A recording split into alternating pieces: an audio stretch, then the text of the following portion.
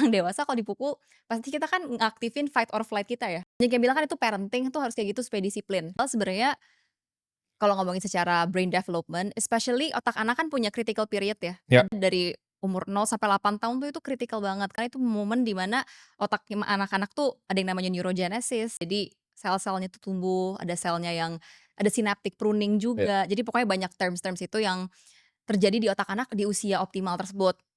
Nah, kalau misalnya di usia optimal tersebut, even sampai adolescence lah ya, itu kan bisa dibilang otaknya tuh masih lagi tumbuh-tumbuhnya banget nih.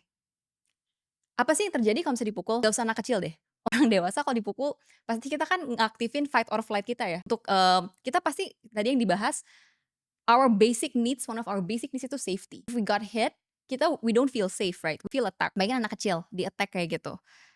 Yang pertama secara neuroscience dirilis itu stres hormon, yaitu kortisol.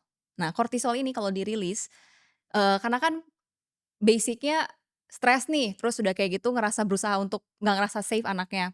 Kalau kortisol dirilis, otomatis pertumbuhan otak di daerah-daerah penting tuh lebih apa ya, lebih lambat lah, kayak tertahan gitu. Di mana aja sih yang bagian otak yang kena gitu? Satu, obviously prefrontal cortex. Bagian depan itu yang buat rational thinking, yang speaking of which, develop-nya tuh masih sampai adulthood pun develop. So, us now, Ya.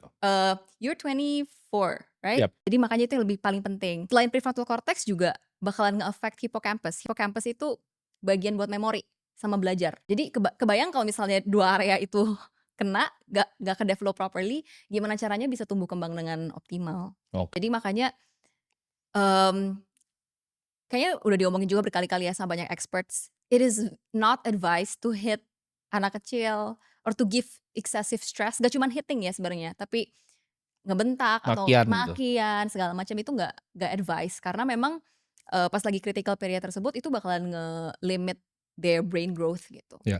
Nah, aku ngerasa pas aku kecil, Mhm. itu kan ada ya at least di TK aku ya, itu Ya. ada apa namanya, waktu itu aktivitas lah. Heeh. Tapi waktu itu aku tuh dilabel sama sekolah tuh motorik halusnya tuh basically kalau pakai dia grading-nya pakai bunga gitu lah. Oke. Bunganya tuh kuncup gitu. Jadi motorik halus jelek karena ada waktu itu mencoblos. Oke. Tahu nggak mencoblos?